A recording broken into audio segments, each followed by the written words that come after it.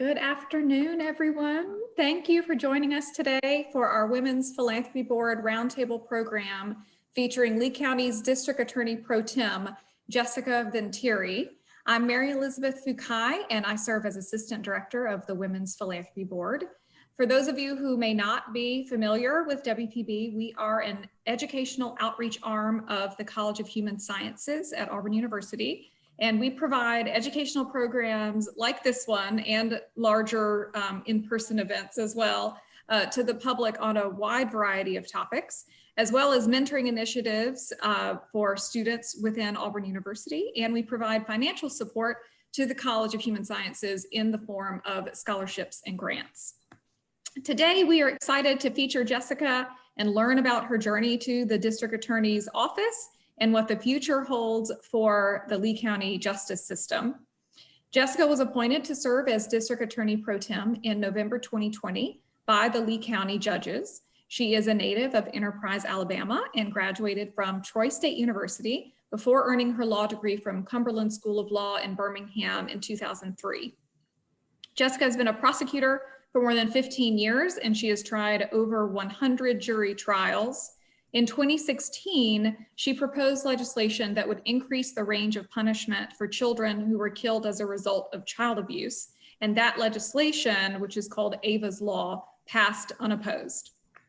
Prior to her appointment to her current position, Jessica served as Chief Assistant Attorney for Lee County and the Second Judicial Court, which serves Butler, Crenshaw, and Lowndes County. And she lives in Auburn with her family. Jessica, thank you so much for being with us today. Thank you all for having me. Can everybody hear me okay? Okay. Yeah. And if at any time you have any questions, you can just shout it out or write it in the chat, and hopefully I'll see it and know what I'm doing. So thank you very much for having me and for welcoming me here. So let's get started. I get asked a lot about what started my journey, I guess, into prosecution. And so this really is the story of me and how I got here. This photo represents 4 generations of women. The little girl in the yellow that is so adorable is me. And the lady in the black sweater, that's Verby Lee Davis, and that's my mother's mother. In the mid-'80s, and for most of her life, actually, my grandmother owned a little mom and pop grocery store right on the Dale County, Coffee County line.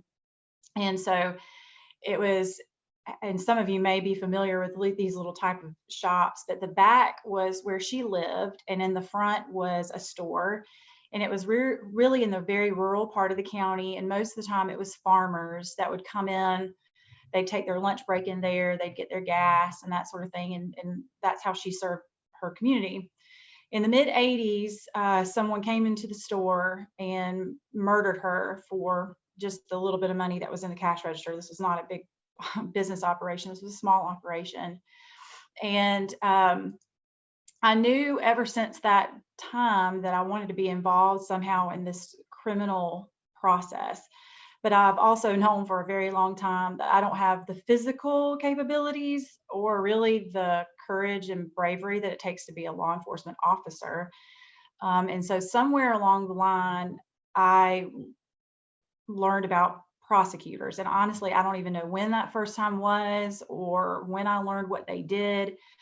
But for as long as I can actually remember in my mind, I've always wanted to be a prosecutor because I thought this would be a way that I could be involved in that process where I am working in crime prevention and working for victims and working for families that had suffered these types of losses like my family had. And as you can see, this is an older article from 2008, but my grandmother's murder continues to be unsolved. It is quite an old case. It is an unsolved case, which we'll talk about a little later, that cold cases, because of this reason, are very, very special to me. And I have a big drive to work on cold cases every opportunity that I can get. So that's how I got here, and I'm glad to be here. And I used to be very reserved about sharing that story about my grandmother and stuff because I just didn't want people to think that I was trying to get attention or whatever. But I have found that through the years, when I meet with victims, families of homicide victims, especially, when I share my story with them, we automatically have kind of a bond. And I think that they understand that I really am when I say that I understand, they believe me that I really do understand where they're coming from. And I always tell victims' families that I would never recommend anything for them to do in their case that I would not recommend to my mother to do in my grandmother's case. And I think that means a lot to them, that I really am looking out for the best interest of the case. And that's really helped me build some strong relationships with some of the victims that I've had to work with. So now I've gotten a lot more comfortable in sharing that story. So what is a prosecutor? I have found that through the years that a lot of people don't, number one, know what their district attorney's office does. They don't really know what a prosecutor does. A lot of people think they're just lawyers. Prosecutors, district attorneys, state's attorneys is another word for them, deal exclusively with criminal law. There are a few civil things that we do, but for the most part, it is all related to the disposition and following through with a criminal charge. And so I found this definition, and one thing that I really liked about this particular definition is the focus on the word justice. I think that a lot of people also have the misidea that prosecutors only worry about convictions, and that's just not the case. And in fact, if you meet a prosecutor who says they've never lost a case, or that they have this incredible win record or something like that, they're doing something wrong. Like, we are supposed to lose cases, we're supposed to win cases. And if we're really pursuing justice, that's exactly what we're going to have. We're going to have some wins, we're going to have some losses, but it's never about getting the conviction. That's just not what we're here for. We are about pursuing that criminal charge from the beginning to the end of that case. Another unique thing about prosecutors is it is really our duty and our obligation to protect the case, is kind of what I call it. In other words, if I see a defense attorney that is not doing what they're supposed to do for their defendant, I will jump in and make sure that they are dotting every I and crossing every T. And I do that because when I get a conviction, if I do get a conviction, I want that conviction to stand. I don't want it to get reversed. I don't want the victim's family to have to go back through this again. I really want to make sure that everybody is playing by the rules and doing what they're supposed to do, so that the process stays as true as it absolutely can. And, you know, of course, there's no such thing as perfect justice, and it's a human invention, but we can all do our part to make sure that everybody's doing as best as they can to keep it clean. So this is Justice Sonia Sotomayor. I have the hardest time saying her name. And to me, she absolutely gives truly the best definition of what a prosecutor is, or what a job of a prosecutor is. And that your job as a prosecutor is to do justice, and that justice is served when a guilty man is convicted and an innocent man is not. And again, that goes back to that importance of, we're not just looking for a win record. We're looking for something bigger than a win record. And every single prosecutor that I know, it is their absolute worst nightmare to convict an innocent person. And we would never do that. We follow the evidence. We want to seek truth. And that's what our job is as prosecutors. So I also think a lot of people don't have a great understanding about the criminal law system, which is a good thing, because that probably means you haven't been in the criminal system, so good for you. That's great. There are others that are pros at the criminal justice system because they've seen it up close and firsthand and personal. So this is a little breakdown of criminal law 101. This is your absolute bare bones explanation of criminal law. So everything starts out with a criminal allegation or a criminal charge. I talk to juries in jury selection, and I'll say, someone has been accused of a crime. Somebody said, hey, Jessica, stole those lollipops from, Bubba's pharmacy or whatever. And that's a criminal allegation, right? So there are two types of crimes. You have your misdemeanor crimes and you have your felony crimes.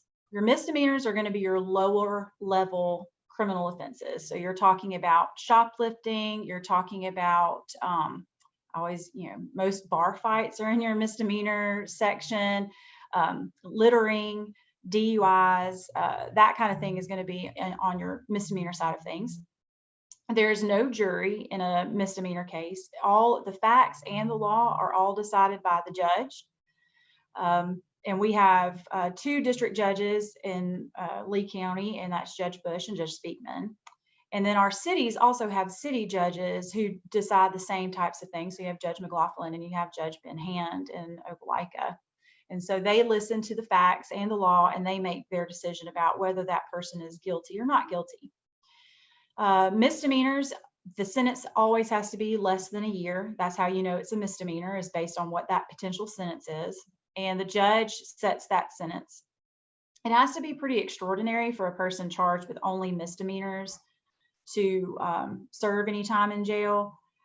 Usually it would be a really bad type of domestic violence situation, or somebody that has a pretty extensive history with misdemeanors. Another couple of misdemeanors that you would also hear a lot about are drug paraphernalia charges, and personal possession of marijuana is also a misdemeanor. On the other side, you've got felony criminal charges, and these are really your big ticket items: your murder, rape, assaults, arson, those types of things are going to be your felony charges.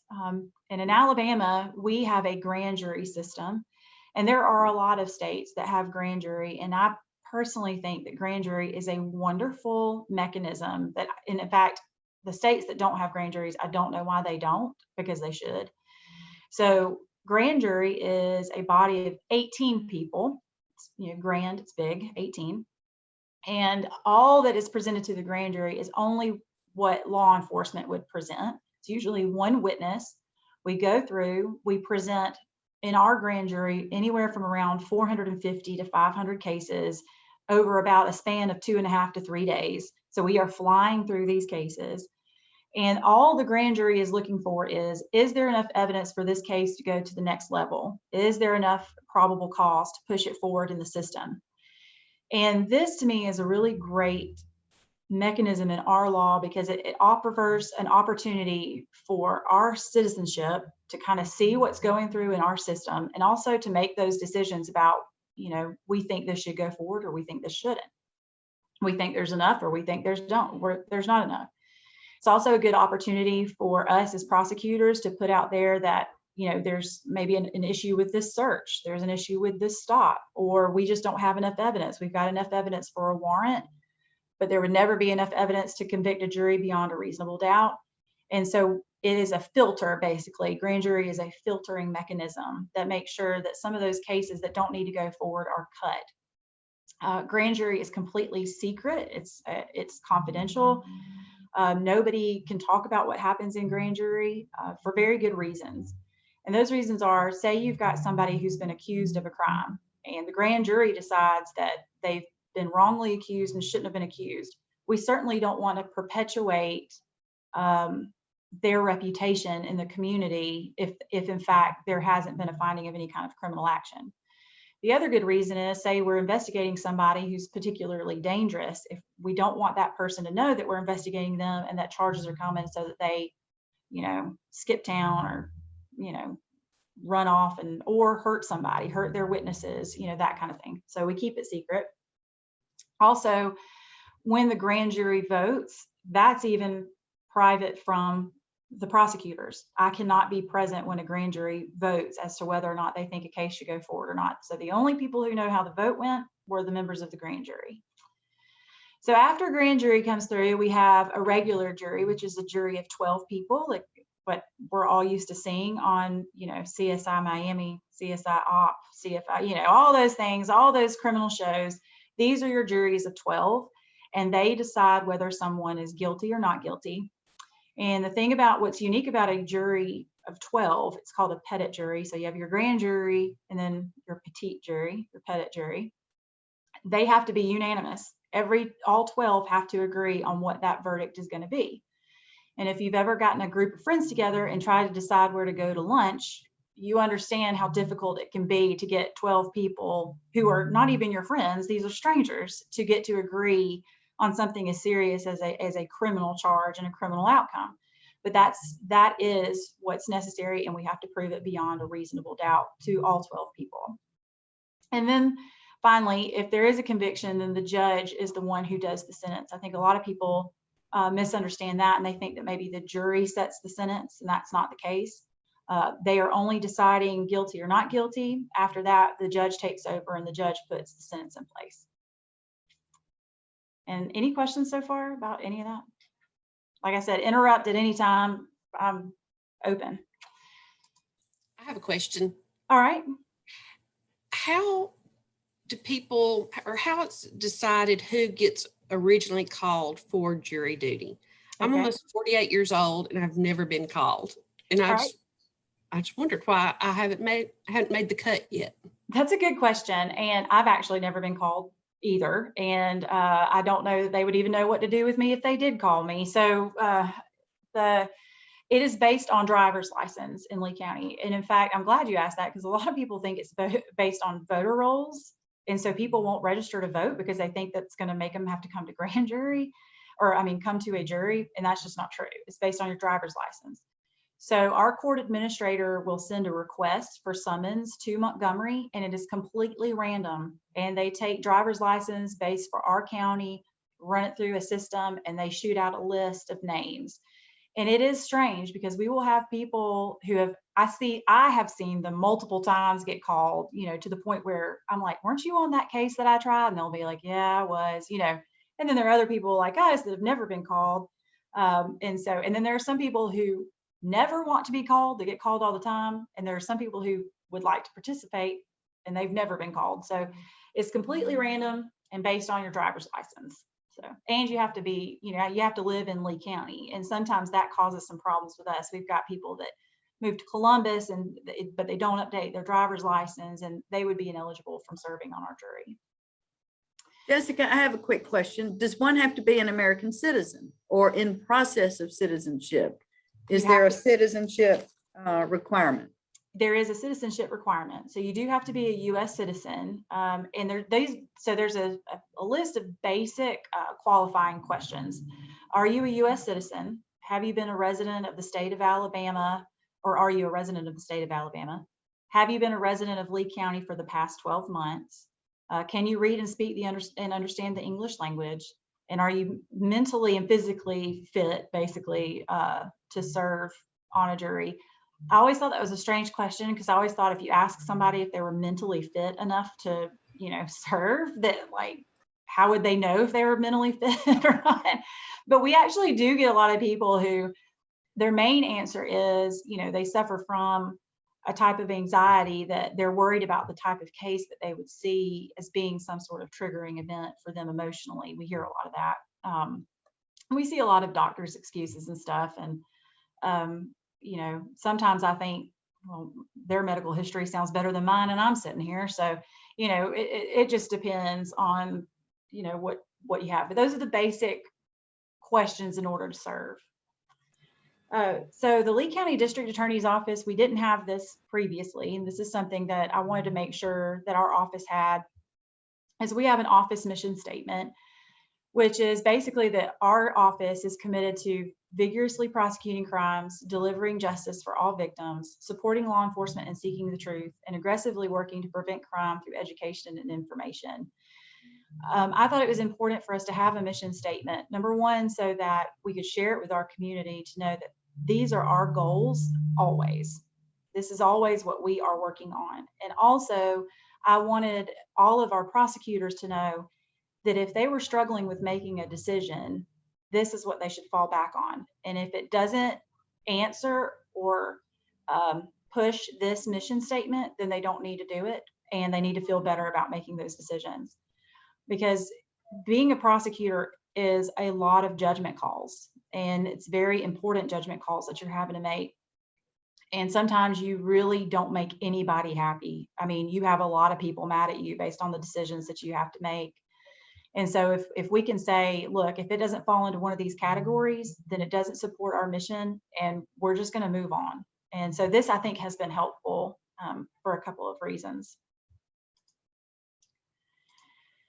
So yesterday's Lee County DA's office, when I came to Lee County in 2012, basically our staff matrix looked the same in 2012 as it did on the day I took over in November of 2020 as it did, I don't know, probably 20 years ago. In other words, our staffing matrix kind of looked exactly the way it always had.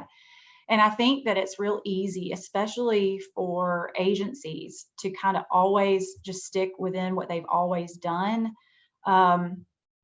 just because that's the way it's always been done. And I think that's kind of easy to fall into that. So when in November, when I got appointed, we had 6 full-time prosecutors. We had 2 trial litigation assistants, 1 victims service officer, a pretrial diversion coordinator, an office manager, an investigator, a receptionist, and a child support unit with 1 part-time prosecutor.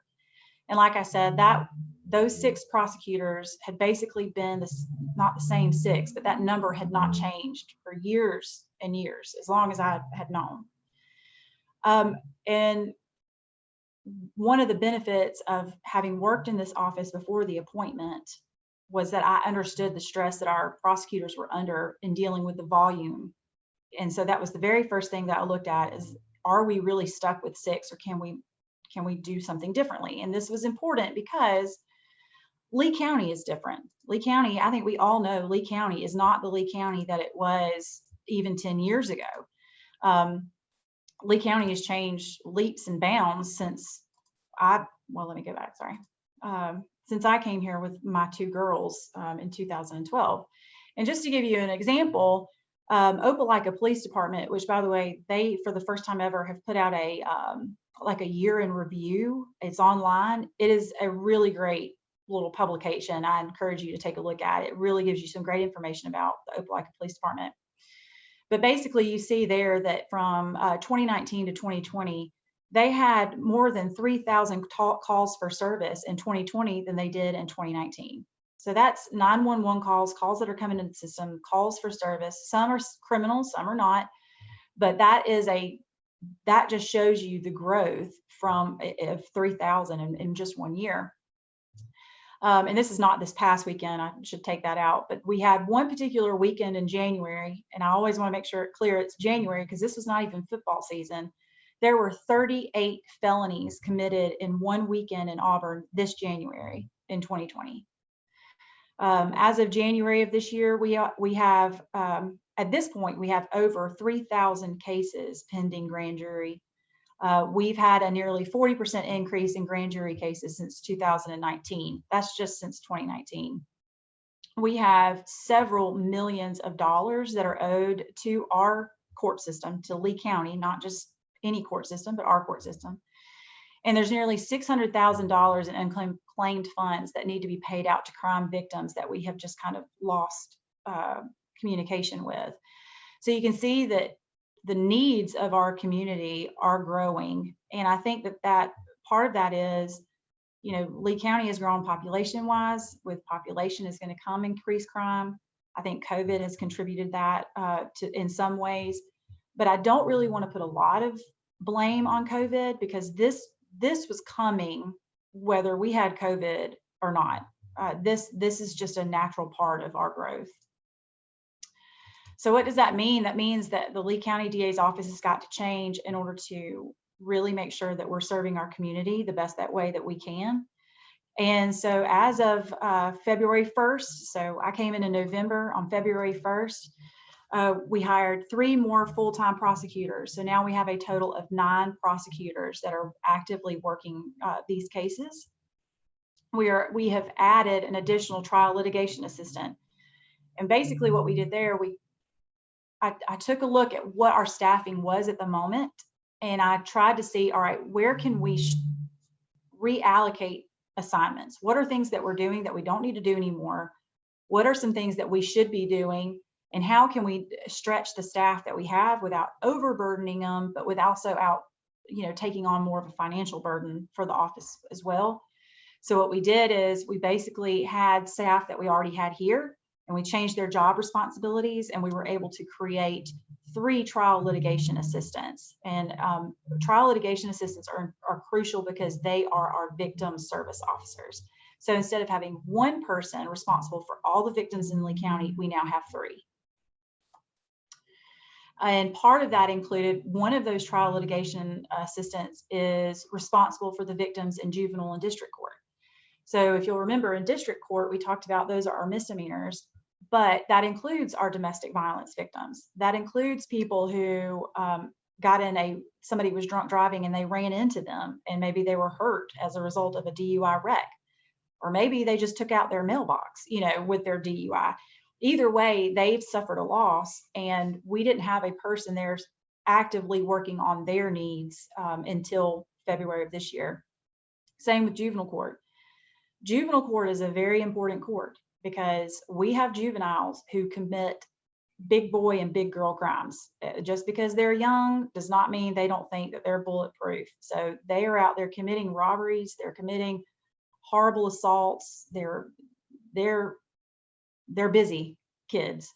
And so we have a lot of victims who need our help navigating the court system in juvenile court just as well. So that was a big deal for us to be able to have somebody that could see to the needs of those victims too, which previously had not been met. Restitution recovery. I mentioned that there are millions of dollars that are presently owed to our Lee County Justice Center. What that means is that we have people, as part of their sentence, is that they've got to pay court fines. They've got to pay restitution. So they have, if somebody gets their lawnmower stolen and they're out of lawnmower, the court's going to say, well, you've got to pay to replace that lawnmower. You also have to pay a fine for doing all this. Well, I know y'all will find this hard to believe, but sometimes criminals don't do what they're supposed to. They don't like to follow the rules or being told what to do. And so they drop off the face of the earth and they don't pay their money. Well, that's also a problem. And DA's offices all across the state are statutorily obligated. It's in black and white in the code book that we are to recover this money for our court system. So previously, the restitution recovery person was part-time. They only came in every once in a while. It really wasn't a dedicated position. These court monies are what funds our jail, what funds our office. I mean, we are not a manufacturer. We don't make anything. We don't sell anything. And so this is part of our responsibility to make sure that restitution is covered. And also it's how we keep the Justice Center running, is through the recovery of this money. It's a big deal. So we have added on a new employee that is a full-time restitution recovery coordinator. And also one of the prosecutors that we hired is also a prosecutor dedicated to that program as well. I can tell you that I think it was in last month, we had another restitution docket and somebody came in and paid $20,000 in cash because they didn't want to fool with us anymore.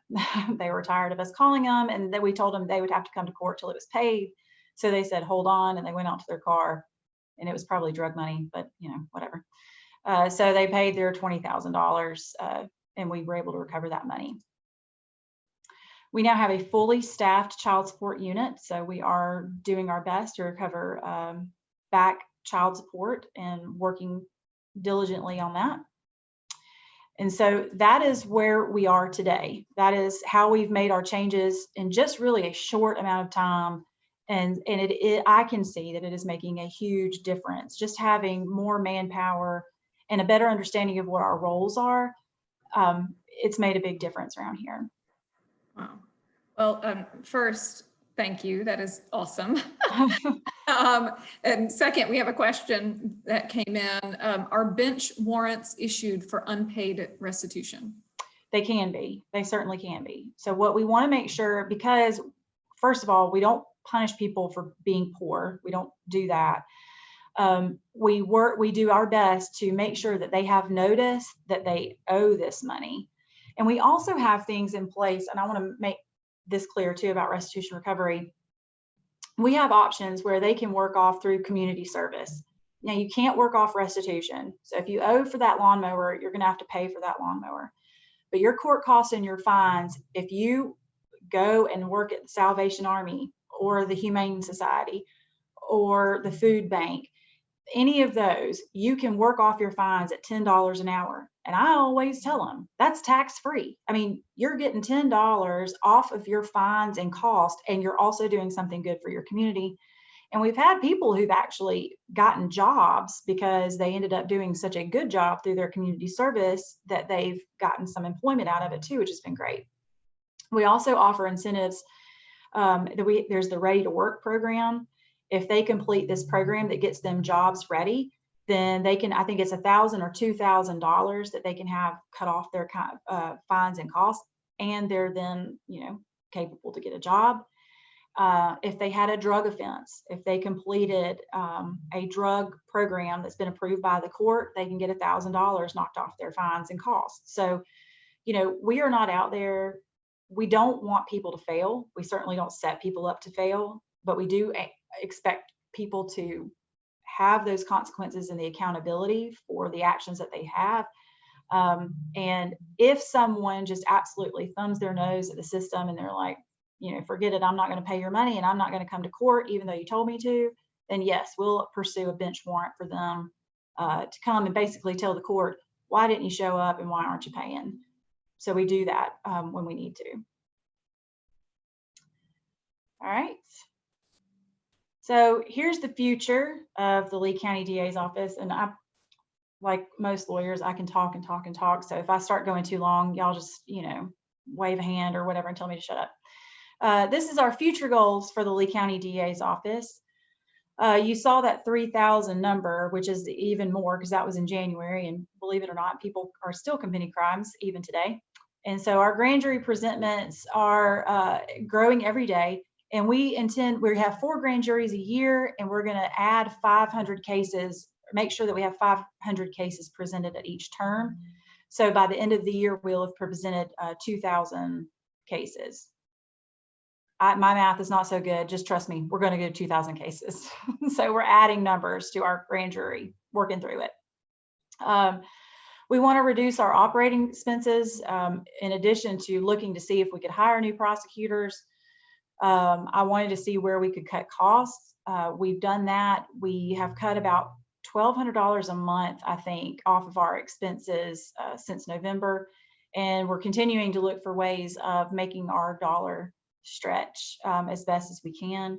I think I heard somebody say the other day, getting every ounce of copper out of a penny that we can get. That's what we're going to try to make sure that we get.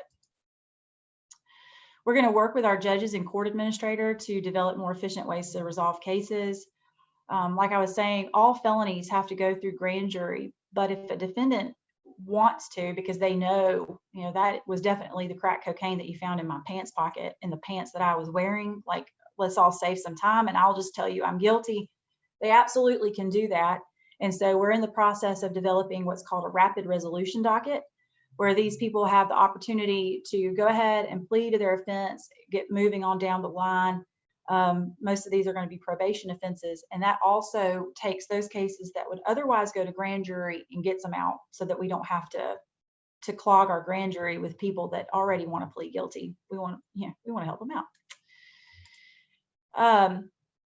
We want to develop a comprehensive officer-involved shooting protocol. This is a big goal that I've set for our office, and we are making strides to that. And this is a very important goal for me. In January, I sat down with all of our police chiefs and Sheriff Jay Jones and people that they rely on heavily within their departments as well. And I explained to them, look, here are about 3 or 4 goals that I've got that I really want to accomplish for the Lee County DA's office. And one of them is I need for our office a protocol on dealing with officer-involved shootings.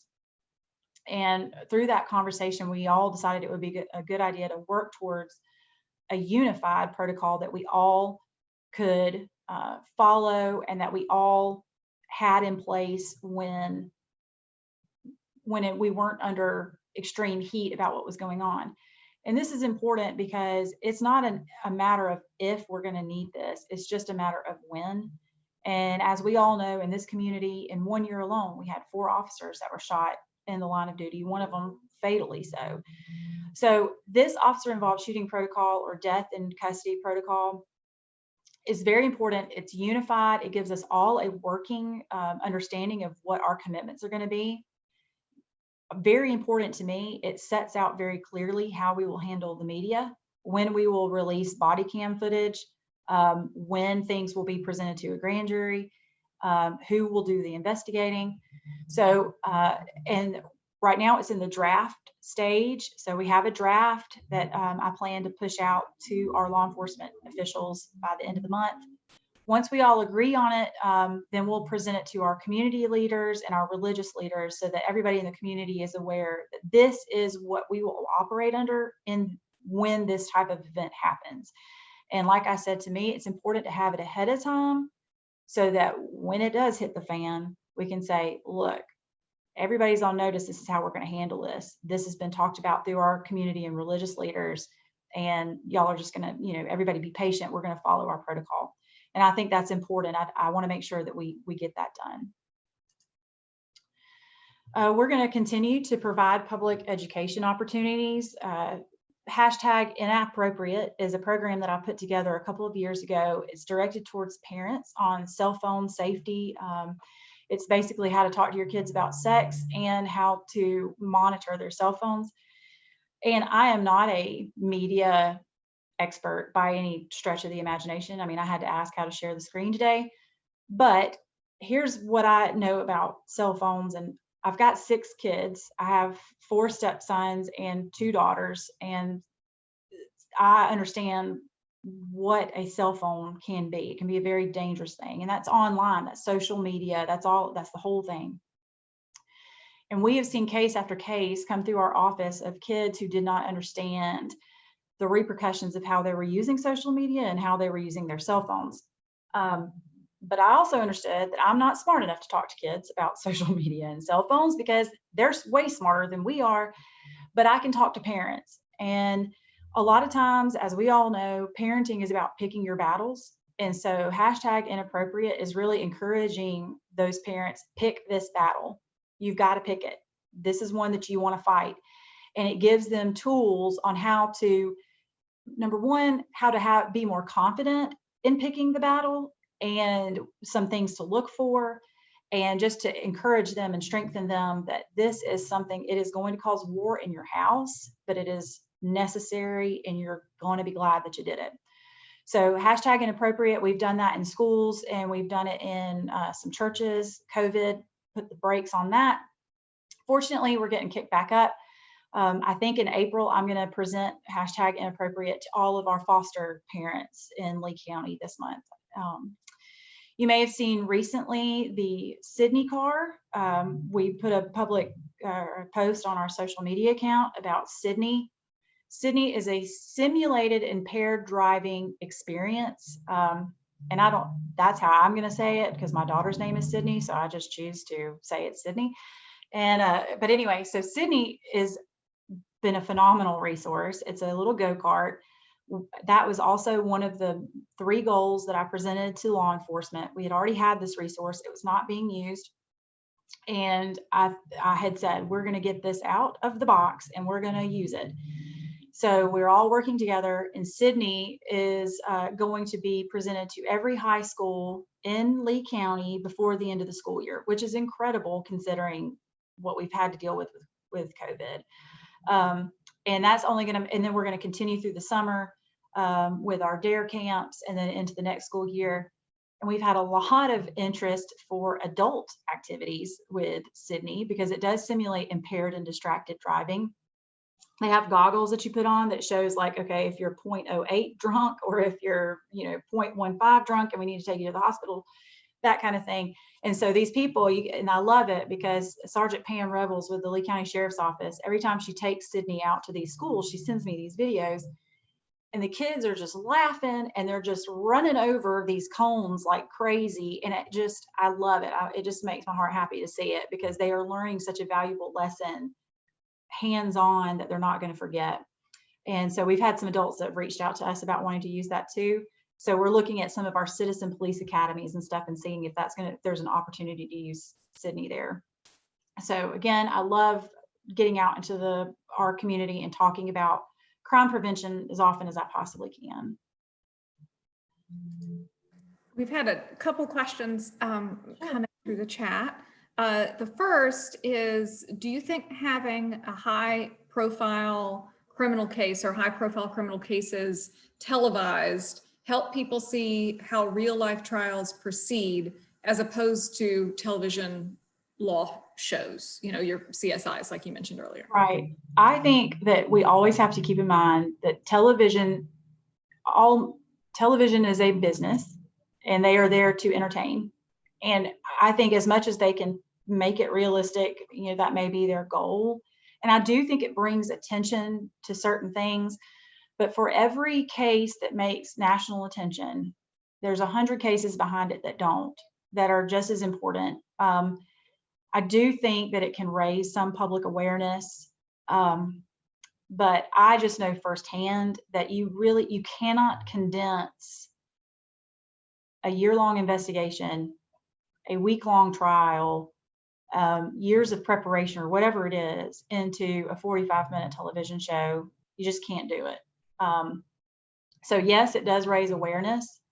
But as I don't think there's anything that really shows exactly what these cases involve unless you're just in it and seeing it every day. You know, watch them. I mean, I watch them, you know, I'm not saying don't, they're great. But they are entertainment. And we have had to fight the battle of making sure that our juries understand that what happens on TV is not real life. You know, we can't take a bullet and look at it and say, oh, this was manufactured in Germany in 1976. And this guy over here loaded into the, you know, we have limits that TV obviously doesn't have. And so it's very important for us to make sure that we educate our jury and through opportunities like this to talk about, you know, what is real versus what is on TV. So. She wants to clarify that she was specifically talking about the Floyd trial, a real case, not entertainment, and how I see. Having that televised, you know, whether or not that raises awareness of the like actual process. I think that it does. I certainly don't have any problem with that. I do think that's a better course of action when you are actually filming the court proceedings and it's every single minute of it. And I think that it is important that to make your judgments on those types of things, if you watch every single minute of it, that means every minute of the prosecution and every minute of the defense. So I do think it does raise awareness. And, you know, this is a public forum. Anybody at any time, even in COVID, we've had to, you know, stretch to see what we can do. These are public proceedings. And anybody is welcome to come and watch our trials. And I encourage that. I mean, we want you to know what's going on in our community. I want you to know how hard we're working on our cases and just to see what's going on. So I find it super interesting. Other people probably find it really boring, but you know, I like it. So did you have some other questions before we? One more. Does your office work with restorative justice practices? So if by restorative justice, you mean things like diversion type programs and drug court for addictions, is that a? Yes. I'm not sure. Do you want to clarify? It came in from Kim Walker, but we've got several here, so I'm not sure exactly which Kim Walker. Kim Walker, number 5. Kim, yeah. Emmy. Hi, I'm Lynn Strong. I'm the intern. Oh, it's from Lynn. Okay. And I just wanted to be Kim Walker for the day. Don't we all? My question, I meant restorative justice where the offender and the person the offense was committed against are brought together and some type of reconciliation or transformational experience is gained from that for both parties, but also for the offender to, as their step towards transformation themselves, I guess, you know, from criminal to law abiding. So I didn't know if Lee County had started a restoration justice program yet or not. We don't have that type of program now, because when it is in our office, emotions are typically very raw when they're dealing with us, either because the event has just happened, or we're in the course of going through a trial. And sometimes the best avenue for that is some time for healing. Now, I have heard about victims and offenders getting together after they progress past us to do that. And certainly, I welcome whatever legal avenues help people heal, in whatever they need to. And I certainly would never push it on a victim or a defendant. We don't have that, but I have seen it. But we don't have any formal program for that, no. One more, sorry. Okay, yeah, no problem. Do you or the other prosecutors worry about your personal safety after a conviction, and how are you protected? Sure. We do, but we don't probably as much as we should. For instance, I try not to put my kids in the limelight very much. I don't have pictures of my family in my office. So if you walk in here, you wouldn't know if I had any kids or not, or if I was married or not. I don't have a lot of offenders come in my office, but I do have defense attorneys come in my office, and some of them I know very well, and some of them are complete strangers.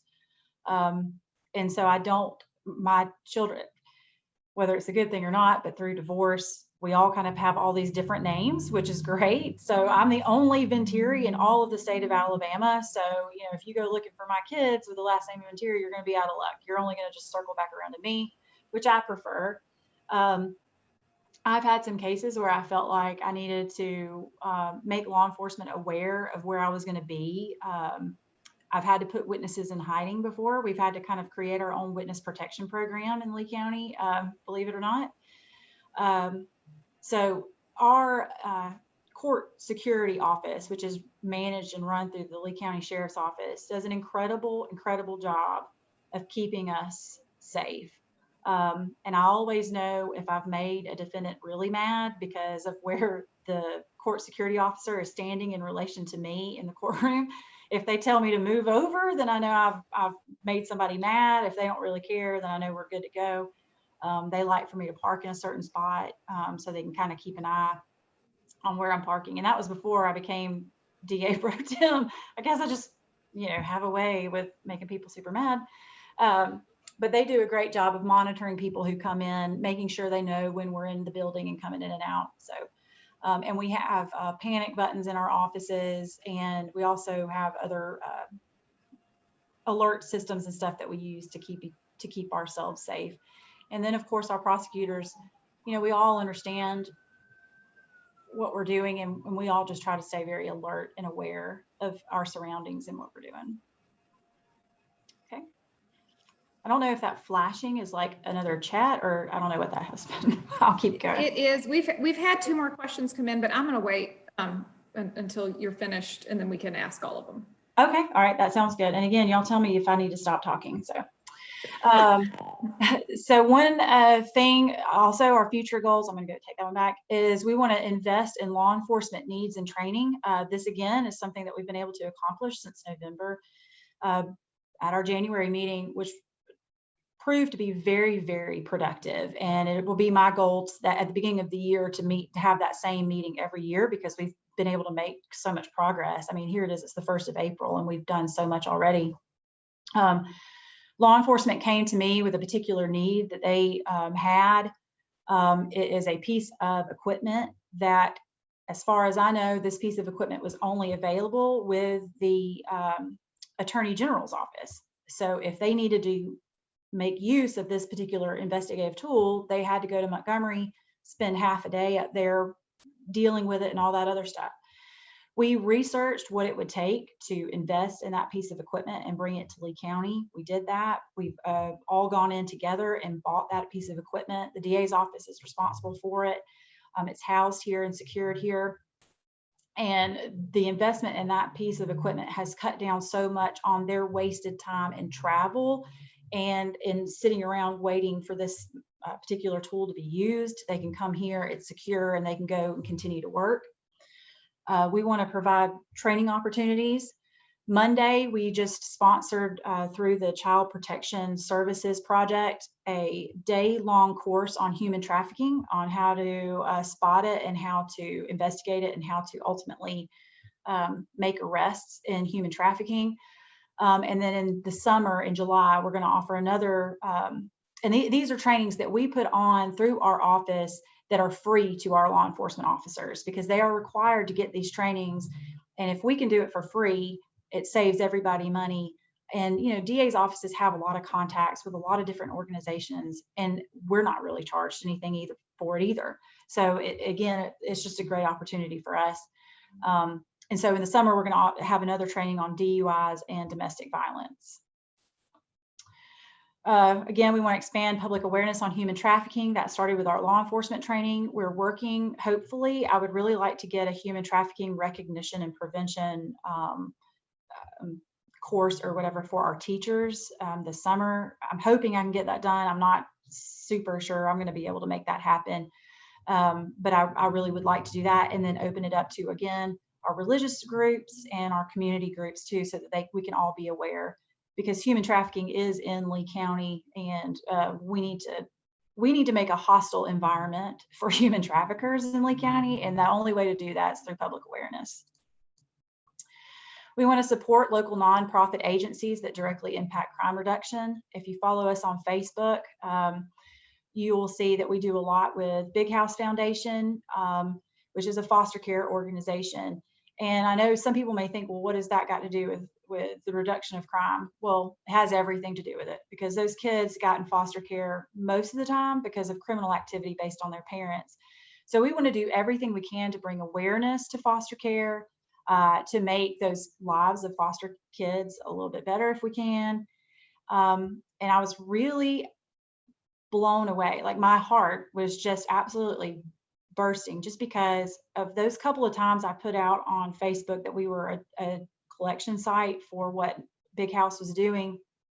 Dillard's, and if you follow us, you saw this, Dillard's department store called me up and said, we've got thousands of dollars worth of clothes, brand new with tags, never been worn. We don't have any use for these clothes. Can you find something for us? I was like, absolutely, I will come over there. I went over there, picked them up, got a photo, and y'all, I mean, I am overwhelmed at what they have given. And because of the amount, I've been able to split that between Big House, our house in Auburn, and then the Girls Ranch, which is Tallapoosa County Girls Ranch, but they actually serve us as well. And I'll probably have some left over to give to our rape counselors of East Alabama as well. But one of the big parts of that was actually new bras and underwear. That's one of those things that it is absolutely, that's what you just don't think about. These girls in foster care, they don't have, I don't buy bras for myself, so I mean, this is an opportunity for them to get some really great undergarments that are going to make them feel more confident. And I just was blown away. I was absolutely almost tearful, but I'm not that emotional of a person. We want to work with Lee County Circuit Clerk Mary Robertson to disperse those unclaimed victims funds. We do have a full-time investigator on staff that is in a good position to kind of track those people down, make sure they get their money. And obviously, we want to foster investigative efforts on cold cases. That was something we discussed in January, and we have a plan in place of a new way of kind of filtering through those cold cases to make sure that they never really get forgotten about. And usually, and we're working towards having a collaborative effort on that. That hasn't been completed yet, but that is a goal. Most importantly, I want to encourage and develop the best prosecution team in the state of Alabama. I know that sounds very, rah, but it's true. Lee County has incredible resources and incredible citizenship. There's really no reason for Lee County DA's office not to be the best in the state. I mean, why wouldn't we be? So we work towards that every single day. And I always tell people, prosecutors are a different kind of breed. We are strange individuals because we see the worst of the worst. We see people in their deepest throes of grief. We see the worst of the worst. So I always say, everybody's got special gifts and talents. I could never be a teacher, and teachers are great teachers because they're gifted that way. Nurses are great nurses because they're gifted that way. Hospice care workers, prosecutors are gifted too. We're just a little bit nuts. And so in the words of the great poet, Jimmy Buffett, if we weren't all crazy, we'd go insane. That is basically a prosecutor in a nutshell. We're all a little crazy, which is good. It serves our purpose. So that's it for Lee County DA's office and prosecutors. That was a lot, and I'm happy to answer questions. So while y'all are forming your other questions, I'll ask these two that came in. You just answered a little bit this last one. How do you sleep at night knowing all of the details of crime that are going on in our area? Mm-hmm. I take ZQL is what I do. And sometimes that doesn't work and I lay there. I really, again, I think that goes to gifts that God gives us to handle certain things. To say that I don't worry about it is not true. My children have probably suffered the most because I'll be like, don't go over there, or don't make that call, or don't do this, or don't do that. Because I talk about it with them. If I know I'm going to be in the news about a particular case, I've warned them ahead of time that they may see something. But I really love what I do, and but it does it has its sacrifices, but I don't think of it that way. I mean, I just love what I do, and I don't even know what I would do if I didn't do this. I have no idea. I have a question. Okay. What percent of the cases that go to the grand jury actually move forward? The majority of them will move forward. It is a smaller percentage that will die in grand jury or will end in grand jury. And that's for two reasons. Number one, we try our best to make sure that charging decisions get made correctly at the beginning of the process. And the biggest reason that the majority go through is because the threshold, when you're talking about grand jury, you're talking about probable cause, which is basically, is there a good probability that this person committed this offense? Versus what has to be proven to a jury, the petit jury, is beyond a reasonable doubt, which is the highest threshold in the law that we have. So when you're dealing with a very low threshold, it just lets more filter through. But when we have them and we can say, look, there's no way we're going to meet our ultimate burden, then we cut them in grand jury as best as we can, or we try to bring out those points that the grand jury makes that decision.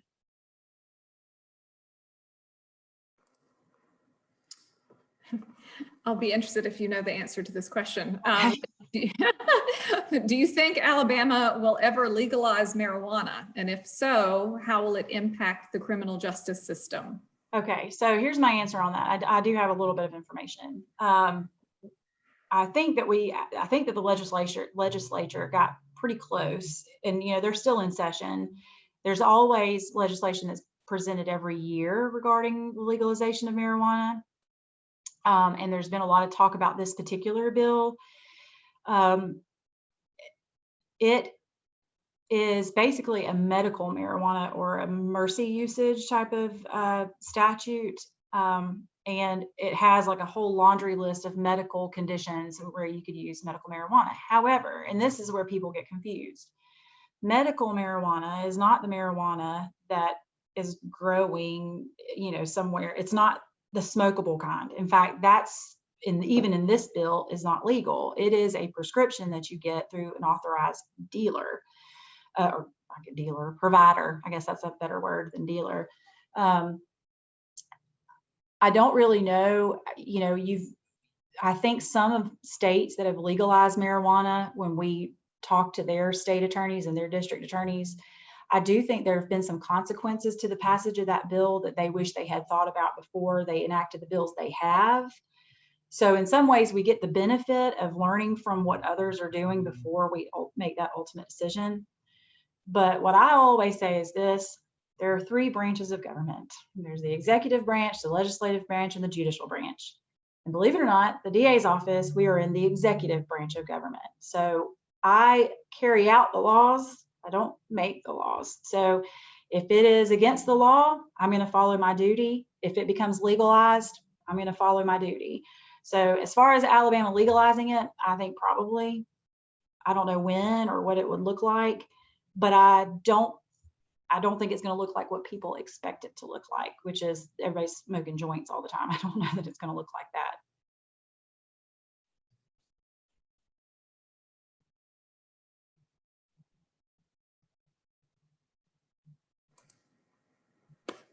Do we have any other questions? We've gotten a lot of thank yous and Oh, good. compliments on the program in the Oh, chat. good.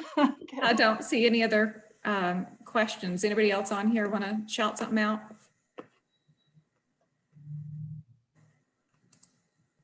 All right. Well, you know where to find me. I'm at the Lee County DA's office. You can email me if you come up with questions. You know, we have an information email that comes also to our website. And I would like to say, because I know we're out of time, you know, follow us on social media, because that is where we also put out a lot of our public announcements about education opportunities. We're currently in the planning stages of mid-April of doing a that's National Crime Victims Week. We're in the process of putting together several events for that week that the public will be invited to. And we're working with our cities and all of our law enforcement agencies. I think that's going to be the first time Lee County has done anything like that. And so I'm pretty excited about it, and hopefully it will not be a disaster, because I don't really know what I'm doing. So planning events is not my thing, but we're going to give it a whirl and see what happens. So Thank you so much. All Kim, right. you close us out. Yeah, thank you so much, Jessica. This You're was welcome. wonderful. I learned a lot. I think everyone did. And we are so happy that you are in the position that you're in and protecting our community. Okay. While you go on your social media to follow the District Attorney's Office for Lee County, go ahead and follow Women's Philanthropy Board if you haven't. That's where we post any events that we have coming up. We are actually starting to look at having some in-person events, and we are thrilled. And as soon as we can make announcements about those, you will see them on our Facebook page. So make sure you're following us. And we thank all of you for joining us today.